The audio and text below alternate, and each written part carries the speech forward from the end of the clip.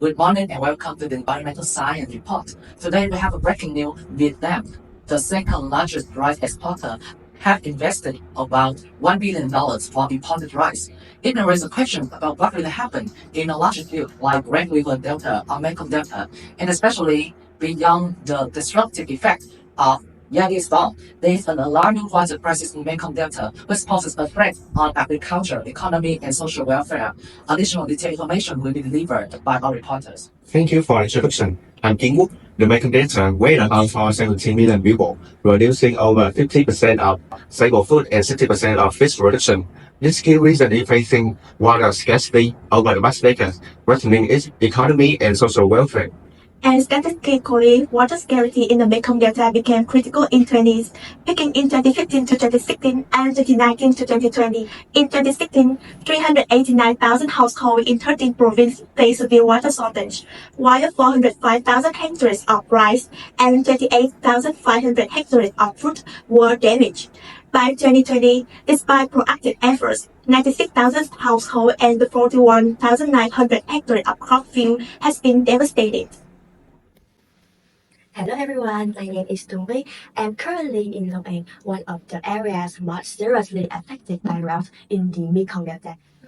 How did the life of your family and other household change during the two recent historical drought, 2016 and 2020? I did experience the two historical droughts that you mentioned. And it was horrible actually, as there was a lack of fresh water for daily use. So we couldn't have that water for washing, for cooking, for bathing, and so we had to buy the fresh water from other sources, which was very expensive. Another thing is that so the drought did cause a lot of destructive effects on the farming land, and so some of the land has become less fertile, and it wasn't possible to plant any trees. Thanks for your information, V. Furthermore, according to the calculation, the subject of fresh water in Mekong Delta during the rice season is currently about 4.2 billion cubic meter, with projection reaching 5 billion cubic meter. By 2050, when significantly 50% of the land is predicted to be no longer suitable for rice cultivation. To conduct this episode, we have a team of report researchers who will give us their finding of the reason for the paradoxical water scarcity in Mekong Delta.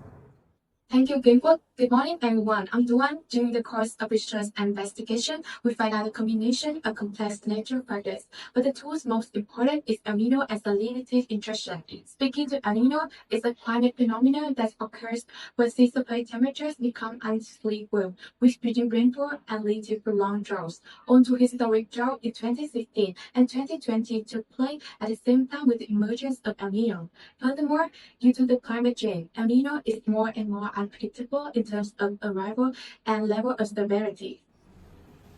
In addition to El Nino, saltwater intrusion has joined hands to worsen the problem. It's the process of replacing freshwater in coastal aquifers with saltwater due to the movement of saltwater into freshwater zones. Plants in general cannot be cultivated when the water salinity is 64 per mil. In dry months, there's no rainfall, leading to an insufficient amount of fresh water, causing the intrusion to occur. Salinity intrusion not only destroys crops, leaves the long-term consistency on the farmland, but also take a toll on human daily life. And speaking of human, we had exacerbated the problem by over-exploiting the groundwater. In June 2020, the Mekong Delta region had approximately 9,650 concentrated groundwater extraction wells. In addition to the deforestation, we overconsume, contaminate, and disrupt the water cycle. This is not to mention the abuse of pesticides and chemical fertilizers, which poison the source of inherently scarce fresh water. Also, the construction of hydropower dams along the river's main course prevents water from flowing down the Mekong River during the dry season. Alarmingly, the issue of the massive Puna Techno Canal affects the water flow to the Mekong Delta, increasingly salinity and impacting biodiversity as well as the survival of rare species. To sum up, the water scarcity in Mekong Delta is a repercussion of a long-term interaction among climate change and human interference. And before returning back to some solution of our research team, let's go through to Ying Win Fong, Long An, to see which measure has been taken by local residents to tackle the dilemma. Hello everyone, my name is Minh. As we know, the Mekong Delta is suffering from severe drought due to climate change.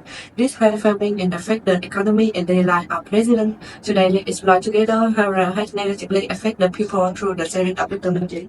Beyond the experience, what do you think is causing drought in Mekong Delta? So, based on my experience, this issue is mainly caused by climate change, leading to unpredictable weather and prolonged droughts.